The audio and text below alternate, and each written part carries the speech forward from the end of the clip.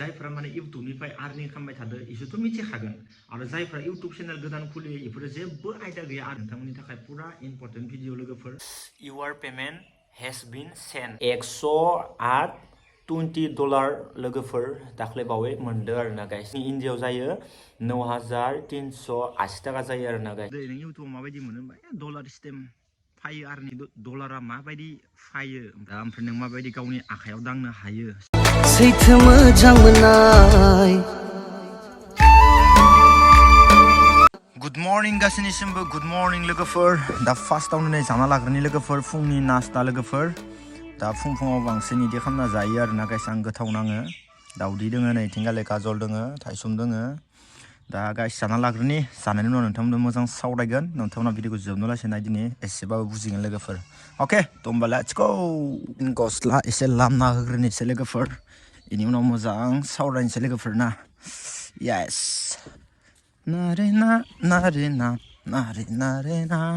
guys दा फार्स्टआवनो गस्ला लपेन एसे लामना होनोसै लोगोफोर मियायो मोनायाव एसे सुनाय जादोंमोन इनिखायनो मोजां रानाखैमोन दा लामना होनोसै स' गाइस गोबां मानसिफोरानो भिडिअखौ नायाखै नङा नायदो दे खिन्थु लोगोफोर ओमफ्राय कमेन्टखौबो गासैबो हरदो खिन्थु गोबां मानसिफोरानो दाबो दाउट दंबावो आरो ना गाइस मोननैसो बुस्थुफोरखौ मिथिया खिन्थु दिनै नोंथांमोननो मोजाङै फोरमायगोन एक्चुअलि माबायदि आरो गोबां मानसिफोरानो मिथिया जानो हानाय डलारा मा बुस्थु दा डलारा माबायदि जायो गोबां मानसिफोरा बुङो दे नों इउटुबाव माबायदि मोनो डलार सिस्टेम फायो आर्निंआ डलार बायदि होनना बुङो खिन्थु डलारा माबायदि फायो ओमफ्राय फायनानै माबायदि माने ट्रेन्सफार जायो ट्रेन्सफार जानानै जोंनि इन्डियायाव माबायदि इउटुबनिफ्राय आर्निंआ फैयो दा ओमफ्राय नों माबायदि गावनि आखायाव दांनो हायो स' गाइस आं नोंथांमोन दिनै फोरमायगोन स' नोंथांमोना भिडिअखौ जोबनो लासै नाय आरो गोदान चेनेलखौ साबस्क्राइब खालामाखैबा खालामबानो जाबाय आरो भिडिअफोरखौ लोगोफोरनो शेयार खालामना गाइस अके थ' गोबां मानसिफोरानो मिथिनो लुगैदोंमोन जि माने इउटुबनिफ्राय डलाराव माबायदि फैसाया गावनि बेंकआव ट्रेन्सफार जायो इनिफ्राय जिथुबा डलारा $1 बेसेबां जोंनि इन्डियायाव बेसेबां मोनगोन दा गोबां मानसिफोरानो मिथिया जायफ्रा माने इउटुबनिफ्राय आर्निं खालामबाय थादो इसोरथ' मिथिखागोन आरो जायफ्रा इउटुब चेनेल गोदान खुलियो इफोरो जेबो आयदा गैया आरो जेबो नलेज गैया जायो आरो ना गाइस इनिखायनो आं गाइस नोंथांमोना नैबे भिडिअखौ दिनै खालामबाय नोंथांमोना गोबां मानसिफोरानो कमेन्ट हरो ओरै थोरै मारै आदा होननानै खिन्थु मिथिनो लुगैयो आरो इन्स्टाग्रामावथ' आरो मेसेज सोंखायोनोखा जायफ्रा गोदान इउटुब चेनेल खुलियो मेसेज सोंनोखा आरो उपाय गैया लोगोफोर बोरैबा नाङो दा जोंबो हाइफाइ इउटुब गोदोरबो नङा लोगोफोर जोंबो दासो जाखांफुदो आरो ना लोगोफोर थ' इनिखायनो आं नोंथांमोननि कमेन्टखौ नुनानै आरो इन्स्टाग्रामाव जायफोरा सोङो ना बापरे बा बेनिखायनो आङो दिनै खुलि खोन्थागोन ओमफ्राय दाख्लैबो ओरैनो बेसेबां ओरैनो डलार दिहुनदो बेसेबां पेमेन्ट मोन्दोंमोन दाख्लै बेखौबो खिथागोन ओमफ्राय दा $1 इन्डियायाव बेसेबां जागासिनो दङ बेखौबो नोंथांमोननो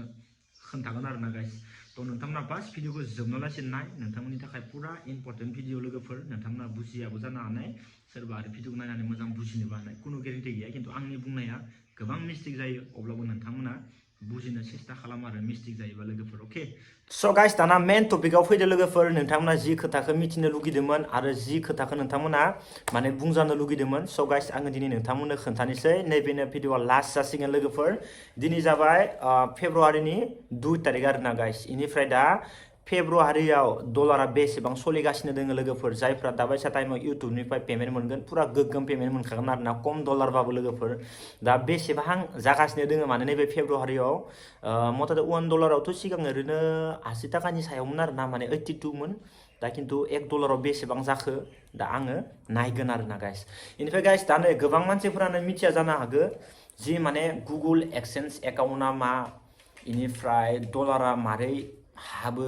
इनिफ्राय मारै जोंनि बेंकआव ट्रेन्सफार जायो दा गोबां मानसिफोरा बेखौ मिथिया इनिखायनो आङो खोन्थानि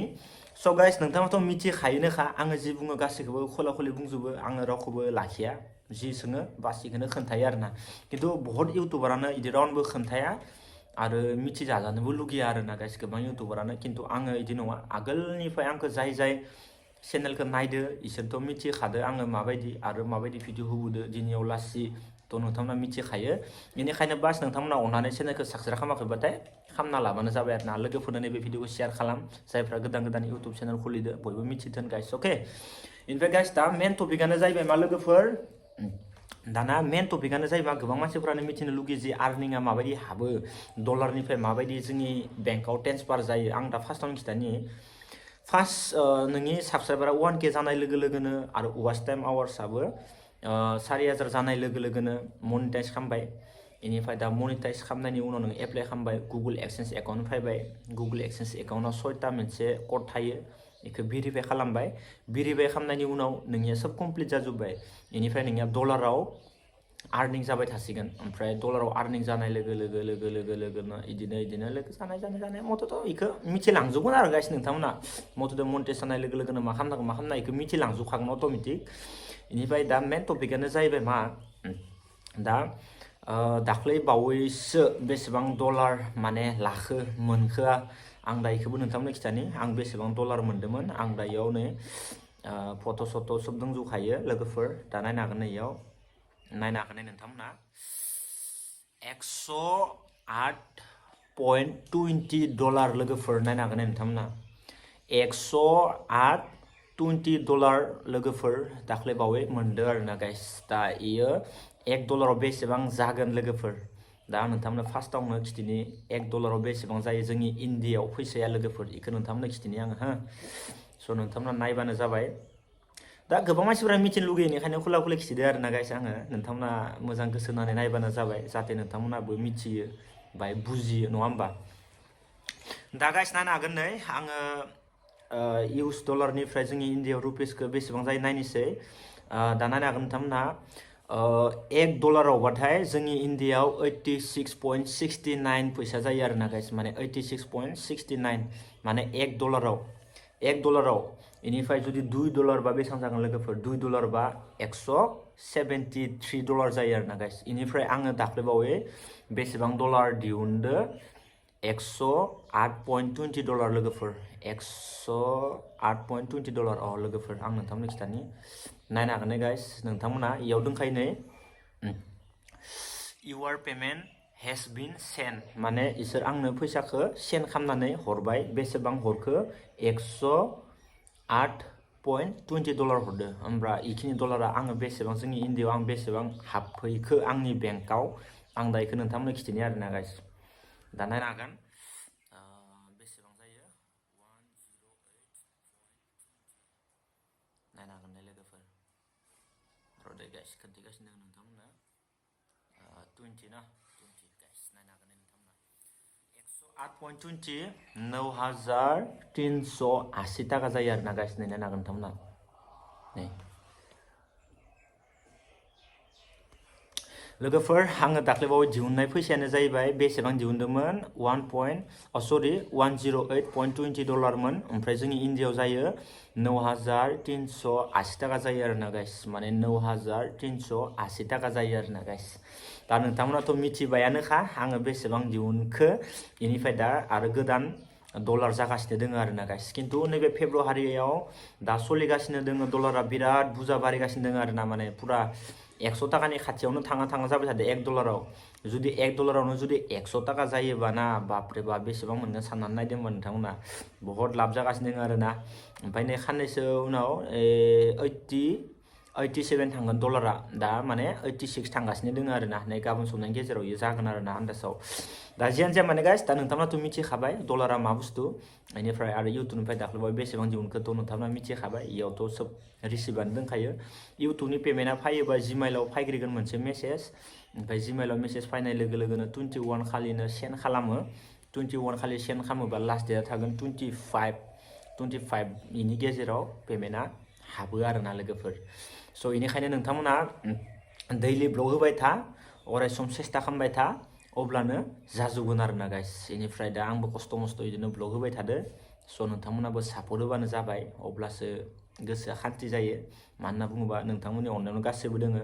आंबोथ' नोंथांमोनखौ सापर्ट होयो अराय सम नोंथांमोनाबो आंखौ सापर्ट हो नोंथांमोना जि बुंदोंमोन आङो इ भिडिअखौ लानानै फैदो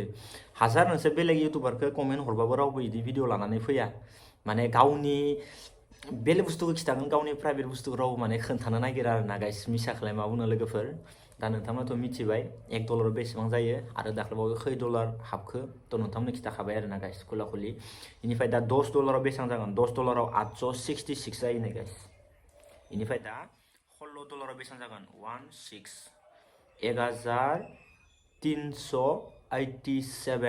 1387 जायो आरोना माने 16 डलाराव नाय लोगोफोर दा नोंथांमोनाथ' मिथिखाबायानोखा माबायदि थ' इनो आरोना गाइस नोंथांमोना जेबो टेनसन खालामनाङा गुगल एक्सेस एकाउन्टखौल' मोजाङै जोथोनै लाखि इनिफ्राय गुगल एक्सेस एकाउन्टआव नोंनि बेंकखौ होबानो जाबाय ओमफ्राय नोंनि बेंकखौ होनाय लोगो लोगोनो डलारा इउटुबनि फैसाया डलारा गुगल एक्सेस एकाउन्टआव जमा जागोन ओमफ्राय गुगल एक्सेस एकाउन्टनिफ्राय जोंनि बेंकआव ट्रेन्सफार जानानै हाबगोन इयावबो एसे एनै माने टेक्स दानगोन आरोना लोगोफोर बेंक लानानै बेंक दा नोंथांमोना मिथिबाय जानांगौ थ' बेनोमोन लोगोफोर आङो दिनै नोंथांमोननो जि खोथाखौ फोरमायनो लागा स' इनोमोन आरोना गाइस दा नोंथांमोना माबायदि नांदो आरो नोंथांमोना बुजि मोनगोन मोनाखै थ' नोंथांमोना कमेन्टआव खोन्था आरो जुदि मायबाफोर सोंनो लागा दोङोबा नोंथांमोना नैबे भिडिअनि कमेन्टआव दिनै जेसांनो हायो सोंजागोन आङो बरे आरामसे भिडिअ लाबोनो सेस्था खालामगोन आरोना गाइस दा बेनोसै लोगोफोर दिनै भिडिअआ दा नेक्स्ट भिडिअ थाबैनो लोगो मोनगोन बास बेनो आरोना गाइस